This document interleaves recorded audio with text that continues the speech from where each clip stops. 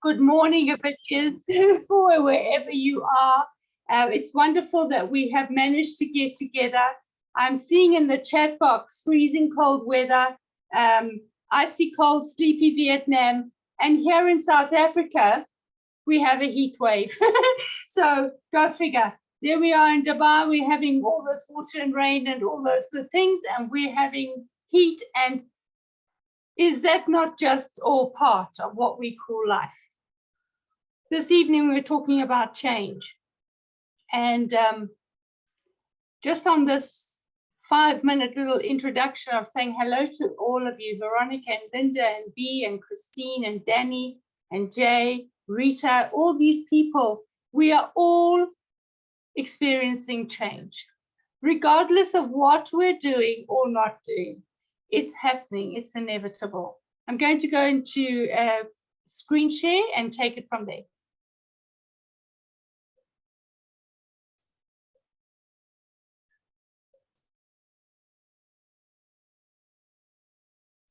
Okay, very good. You are recording, Wasim? Perfect, thank you. Let's start from the beginning.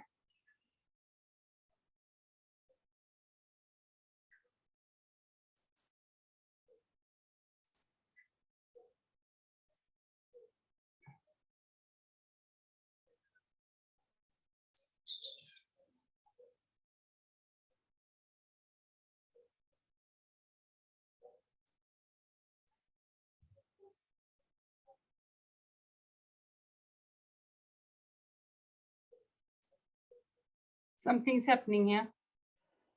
So there we go.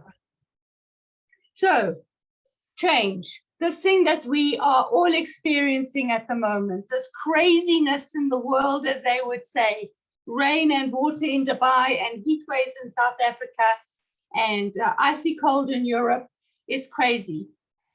And here we are facing change. It can be positive.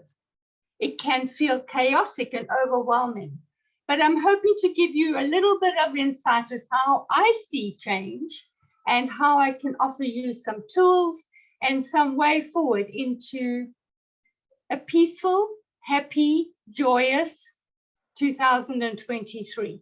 Let's embrace change. Let us not be overwhelmed.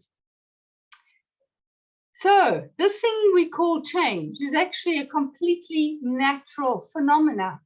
It's in our lives day by day, minute by minute. This inevitableness of change. And yet, so often I hear people say, I don't like change. Well, actually, we're going through it anyway, whether we like it or not, whether we understand it or not. My greatest mentor, Dr. Viktor Frankl, Auschwitz concentration camp, not only survivor, but thriver. Can you believe it?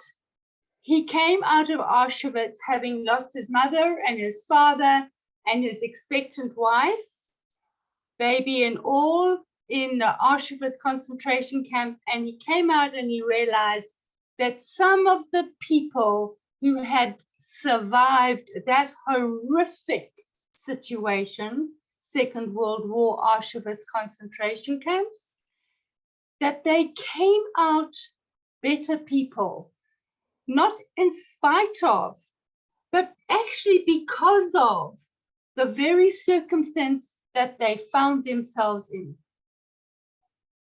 For me, that was completely mind-blowing. When I read that quotation in the back of a psych book that I had been doing some research in, I realized this was the work I had been looking for. So I've been doing people development for 40 years plus. I decided to become involved in the self-development of myself as a mom to my children. When I became a mother, I decided I need to up my game. I started self-development for 40 odd years already. 20 of those years I've shared it into Leadership Dimension Solutions. the company that I founded 20 years ago, sharing some of the learnings, sharing some of the work that I do around trauma and transformation, transcendence, and also the transference of wealth. I do see life holistic, and I do see it integrated, and I do believe that money too is an energy worth pondering and worth looking at on a day-by-day basis as we look into the other dimensions of our lives.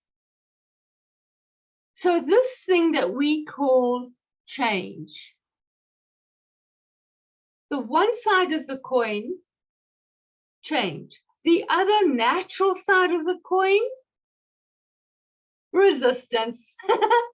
Resistance. So whilst we have a heat wave here in South Africa, the resistance is possibly complaining, possibly feeling overwhelmed, possibly being now very, very tired, etc., etc. How do we therefore manage this natural phenomena of change and resistance?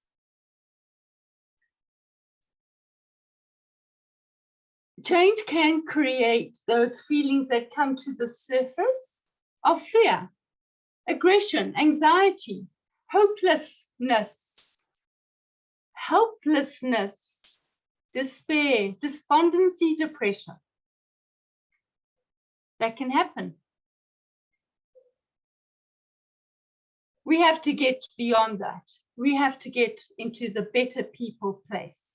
We have to find this place of resilience. And that's a big word, because the word itself says I have to be doing something and I have to be in a certain state, but I don't know how to be. I'm unhappy. I'm overwhelmed. I'm in resistance. So the impact of change can certainly affect all of us, that evolutionary dimension of self, those emotions that come up, that anger, that frustration, that irritableness, all those feelings that come up indicate to us that there's this either percolating change happening at a sub-level, at a subconscious level, at an unconscious level. There are this change that's actually happening in front of our eyes that we can't grab onto, we can't come to terms with. It impacts our thinking, because as soon as the emotions go up, the thinking goes down. The ability to think clearly is hugely impacted by our emotions. You know, that little voice that sits on your shoulder and says, no, you can't. No, you can't. You shouldn't be doing that. What do you think you're doing? Who do you think you are? You know, that little voice. Okay, I'm seeing a thumbs up. Thank you for that. Thank you for the encouragement and connecting with me. I appreciate it. So absolutely, the thinking processes are, do I go so far and say damaged? Because if the synapses are not connecting, there is a discord, there is an issue, a problem that is creating, therefore, even more emotions. And just by the way, on that note of the brain and synapses, this thing called God's juice, water, helps the synapses of the brain to flow ideas, to have those aha moments. Please, ladies and gentlemen, drink water. It's not only wonderful for the body, but it's a necessity for the brain. The brain requires water. We are, after all, 70, 80% water. And if we're not replenishing, if we're not flushing, our bodies cannot work optimally. Which of course takes me into the section, the dimension of body, because we're looking for an optimal body, a body that will support us assist us to move forward, carry us into decision making of the thinking, carry us into the calmness of the emotion and the clarity of the emotion. And of course, from that body space, we have these daily habits that bring to us the resilience that we're looking for.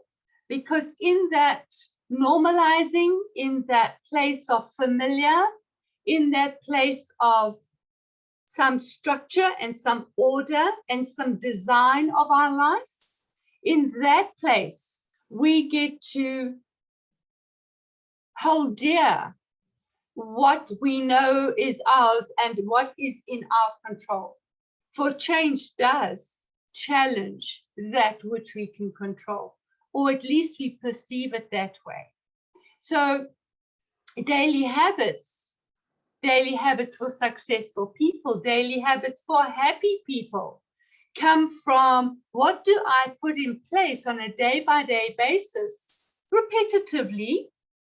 No need to restructure a whole day every single day unless you have to, but those regular familiar habits assist us to normalize, assist us to know, okay, there are some things that we can control. There are some things that I feel comfortable with. Because change really is a lot to do with us not feeling comfortable, not being in our comfort zone. We're going to talk about that a little bit later. And so here's this dimension of ourselves called wealth. And so often, the first place we go to in a situation of change is my money. What's going to happen about my money? So let me give you a story here. I went to KwaZulu-Natal, which is a province in South Africa, some, oh my gosh, 17 years ago now. And why did I go? Was because my mother had lost my dad in the United States, he had died, and she came to South Africa to live. And little short story of the long story, she decided she wanted to have a home again, but she wasn't able or prepared to live on her own. And so the family commandeered me.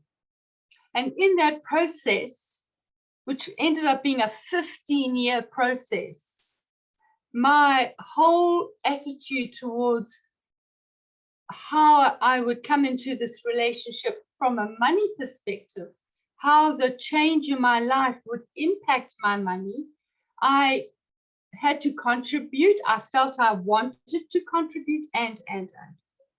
And on her dying, which is now nearly 3 years ago, on her dying, I decided to clear the estate, do whatever I could to finish with her estate, and then leave South Africa and travel to Italy and live in Italy, actually live permanently in Italy. One, I have an Italian passport from my marriage, and two, I want to enjoy the new experience of a European lifestyle. And in all of that process, I couldn't leave KwaZulu-Natal. If it wasn't the weather, if it wasn't the rains, if it wasn't the riots, we had riots, can you believe it? And there was all this up and down. One day I woke up and I said to myself, okay, I know now what I need to do. It was 2.5 months I was trying to leave the province. I know this is the day I know what to do. Within 2 hours, my car was packed with my things and I was on my way to Johannesburg, which is in the northern province of South Africa.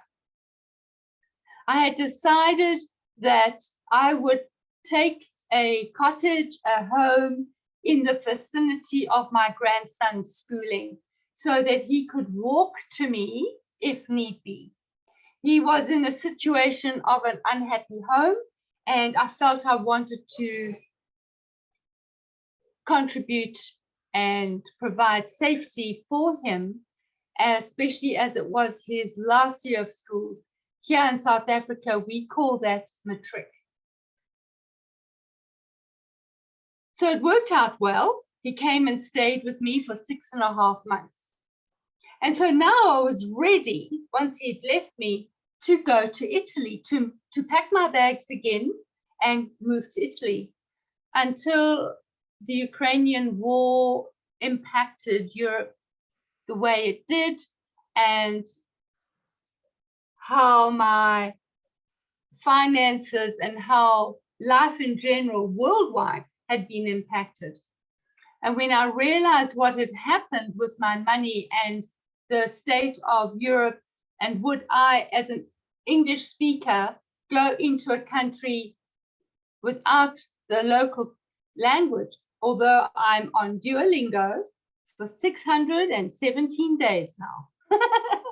So I'm putting some effort in there, but the consequences, the circumstances had changed. And therefore I had to change. I had to think, rethink, repurpose my life. What would I do? And we'll talk a little bit more about that later. So of course my family was impacted. My grandson had me, my daughter had me in the same state, and I was very blessed to have had my grandson Aiden with me for that time period. And just by the way, his results came in beginning of this week, and he passed. And so apparently that momentarily crazy decision of, okay, clarity is now mine, intuition is now mine, action is now mine, control is now mine, coming to Johannesburg was in my vision and was mine to be being done. So did that impact on humanity? Absolutely. It had to impact on humanity, because I brought an energy of love and hope and support. And of course, and we'll talk about this a bit later too, I hope, that realm of vibrational energy that comes from us, because of us, then impacts the eternal storehouse, as Viktor Frankl calls it, that energy field of the planet. My soul felt good. I knew I had done the right thing, and I knew that I had impacted my grandson, and I knew what I had done had gone beyond, certainly gone beyond my comfort zone, but it was worth it. So there was that comfort zone that I had to face, and what that meant was that I now had that decision, and I was now moving into more of what I felt was working and moving away from what I felt was not working. So me staying in KwaZulu-Natal was not working for me. My purpose of being in KwaZulu-Natal with my mother, for my mother, to support my mother, had dissipated with her passing. I had, in those 15 years, certainly gone beyond myself. I had, even coming here to Johannesburg, I had gone beyond myself in my response to my grandson needing some support. And you know what? A really good way of understanding this thing that we call our comfort zone. Write in the chat if you like, what you think your comfort zone at the moment is looking like, that you need to get out of. Take a moment right here, right now. What are you being challenged with? What is the change that you are looking at right now that is asking you to come out of your comfort zone? What is that? What's percolating for you? What's happening in your body and in your emotions? What's happening in your thinking, your decision making? What's happening in your money? What's happening in your family dynamics? What are you being called to? What is your life task? Your life task. What are you repurposing this year? 2023. Will it still look like 2022? Or is something moving? Is something shifting? Are you going to take charge? Are you going to take responsibility for what is not working so that you can have more of what is working? Just drop a few notes into the chat box.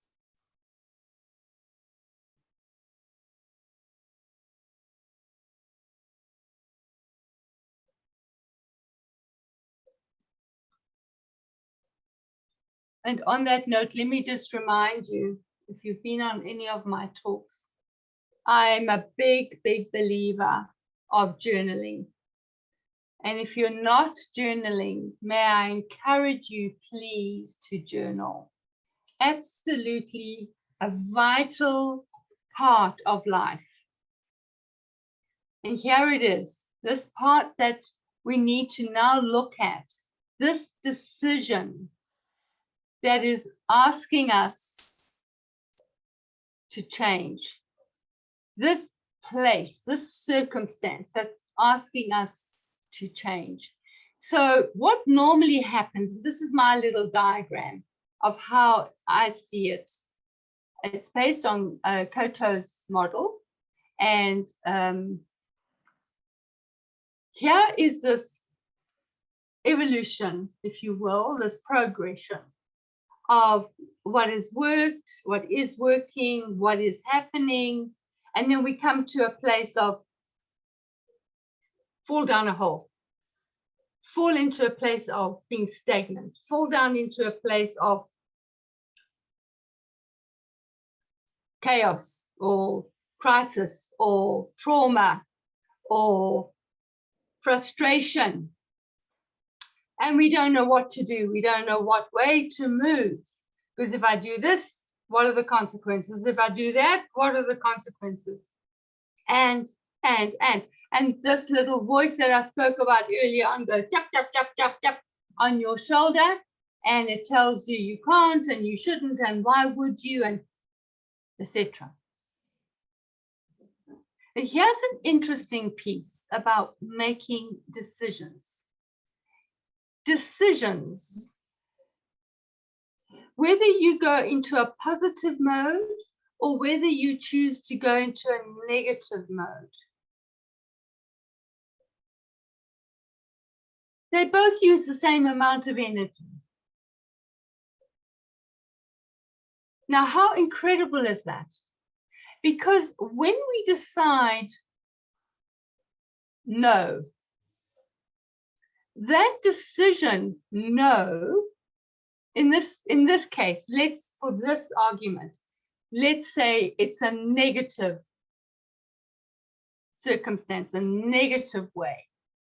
So if I was to say no to Italy, what are therefore then the consequences if I don't go to Italy? What is the consequence if I do go to Johannesburg? Do not go to Italy. Can you see they can also work in hand with each other? It doesn't have to be yes or no, but what if they work hand in hand together? What if they are conducive to helping us, yes, come out of our comfort zone, but yes, also to make a decision? What if no to Italy and yes to Johannesburg says, well done, good job? So this place of indecision, in that little hollow, that frustration place, all that really is a grounding place, a place of Be still and make a decision. Be still and realize change is going to cause resistance and is going to require resilience. So change can be very positive, not so. Of course, change can be a very positive stepping stone, miracle, consequence, circumstance in our lives. For it will bring a new flow of energy.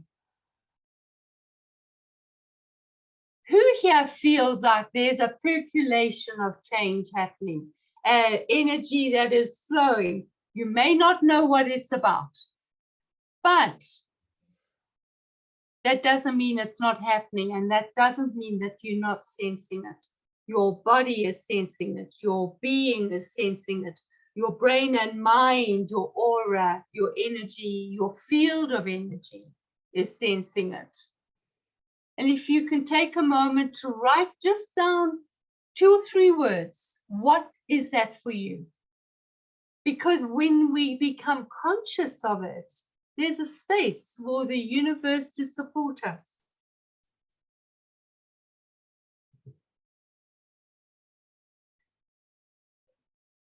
So often we fall back into the trap, the conditioning, the repeated, continuously repeated patterning of the way we have been trained into how life should look like and what we should be doing in it.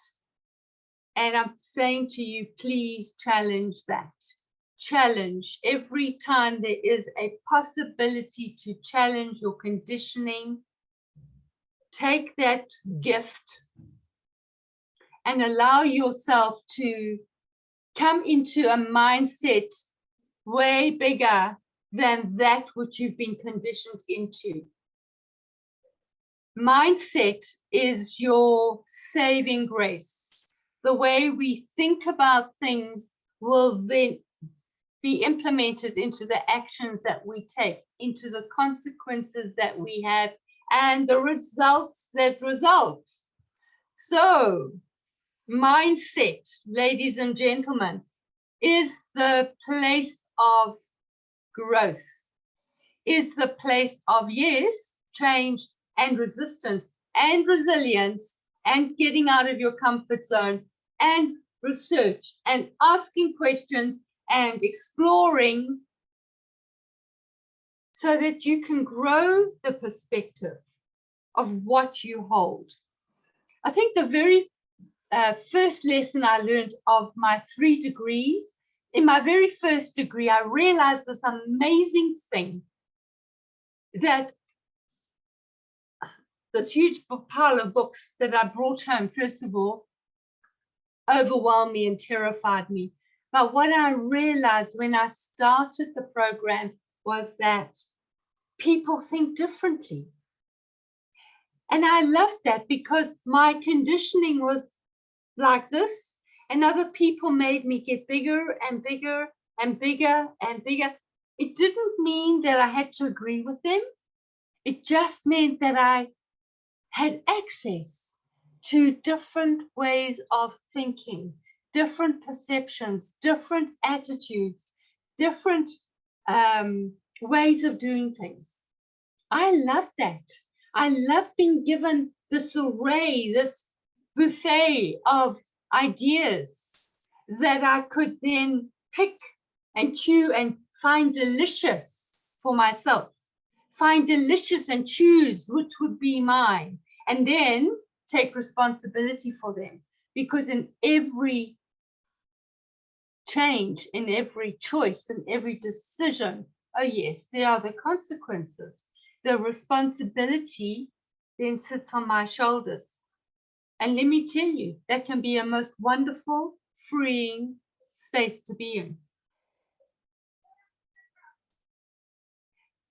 So I mentioned my journal. My journal goes with me everywhere. And the other thing that goes with me everywhere are color pens. I work in color. I love color. I think in color. I learn in color. I remember in color. And I really recommend that you take a look at journaling in color. And I don't know, maybe Wasim, we can do a journaling session one time and we can explore that a little bit more. So the journal is a fantastic place to let land your feelings and the situation, your options, your fears, the pros, the cons. And generally what happens is that we try to work towards what is pleasurable for us and away from pain. But we do need to see both sides of that, because then we get a holistic picture and we get a realistic picture, and we therefore realize that when we take decision that, yeah, the responsibility is landing here, that the responsibility and the consequences are also ours. But when you've seen it and you've worked through it in your journal, when you understand your emotions and your thinking, when you understand what's happening in your body, the symptoms that are showing themselves, when you understand that there are consequences in all the other parts of your life, that action becomes meaningful. That action becomes about purpose and repurposing your life. That action becomes about fulfilling your life. That becomes the very formula for happiness. And no, you don't go and get happiness. Happiness doesn't come and get you either. You have to work for happiness. Happiness comes to you because you worked at it. And how do you do that? You work through meaning, purpose, and fulfillment. And when I talk about fulfillment, I'm not talking about the last day of your life on that deathbed of yours. I'm talking about fulfillment in bed every single night before you go back to sleep. Fulfillment that creates a space of winning, of satisfaction, of gratitude, appreciation. Fulfillment is yours, ladies and gentlemen, on a day-by-day basis. And look over the last year or so, and has happiness ensued towards you because of you, because of the actions that you took, because of the responsibility that you took, because of who you became in the growth of you. Now that's worth journaling.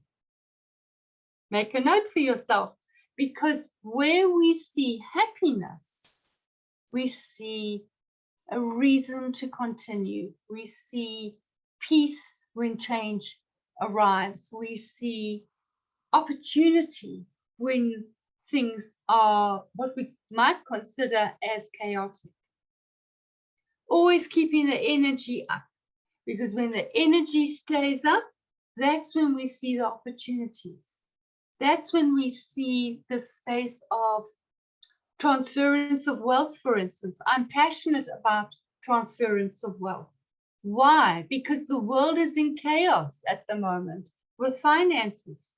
Globally, finances are on the down, and it's causing havoc.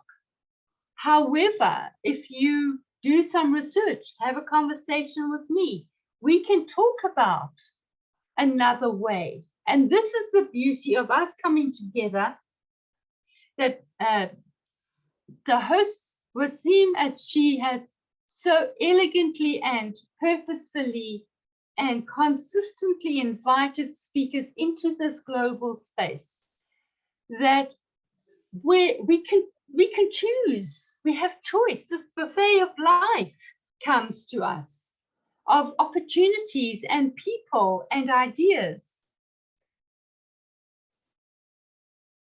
So I am Dr. Barbara Johnson. I hope that you're able to see all of this and that you'll take a screenshot of it.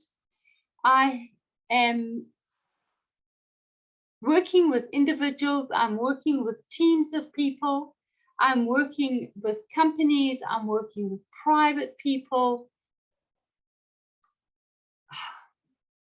Life is delightful. Life is enjoyable. Life is peaceful and kind and prosperous. And here's how I'll end. The universe is conspiring to help us. Are we open and are we willing to receive that energy? Are we willing to do the work to receive that energy? Are we willing to rid ourselves of the fear and the frustration and because change has stepped in? Change is a good thing. Change is an opportunity. Change grows us. Change grows us. How will you change and how will you grow in 2023? What will the impact in your emotions be? What will the impact in the way you think? How will you grow your mind? How will it impact your body for greater health? Would that not be a choice that you want to make? Greater health. What would happen in your everyday habits? What would happen in your finances? How would you measure? Here's an idea. How would you measure your changes for 2023? Let's use money as a measuring bench.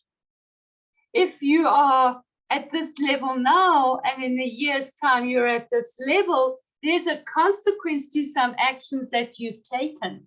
So what are the actions that you're taking? What are the thinking processes that you are using? Are they working for you? If they're not working for you, then you need to be talking to people. You need to be getting coaching, counseling. You need to be doing some research. You need to go and sit in the library. Google if you have to. But you have to stimulate the energy for change, not against change. Accept change and invite change and encourage change and be the change that you want to see in the world. Better people, not in spite of, but because of the very circumstances that they found themselves in. May 2023 be the year of change for you.